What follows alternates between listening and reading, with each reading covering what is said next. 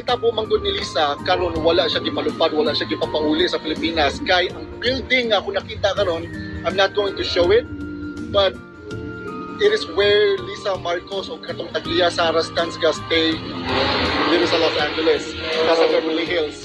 So ang nahitabo manggod ani god kay si Lisa o kining lalaki nga tagiya sa kanang di na ko i-mention nga tagiya sa Rastans na overdose manggod ni siya tigamit og drugas nya karon na overdose sa drugas.